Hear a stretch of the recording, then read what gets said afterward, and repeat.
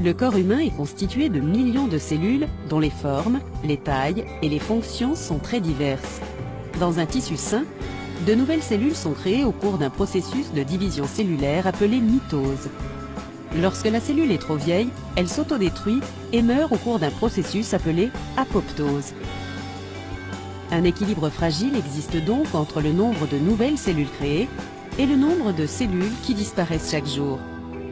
Lorsqu'un cancer se développe, cet équilibre s'en trouve rompu et les cellules commencent à se développer de manière anarchique.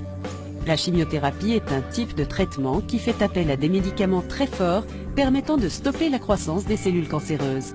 La chimiothérapie peut prendre diverses formes. Elle peut être administrée sous la forme de pilules, sous la forme d'une injection ou par voie intraveineuse sous la forme d'une perfusion. Une fois les médicaments à l'intérieur de l'organisme, ils se mettent à détruire les cellules cancéreuses en les empêchant de croître ou de se multiplier au cours de la mitose. En fonction du stade auquel le cancer est arrivé, la chimiothérapie peut guérir le cancer, l'empêcher de se propager ailleurs ou soulager les symptômes. Elle peut être utilisée seule ou en association à d'autres traitements comme la chirurgie ou la radiothérapie. La chimiothérapie va malheureusement toucher également les cellules saines et en particulier les cellules qui se divisent rapidement. Parmi elles, les cellules des cheveux, du sang,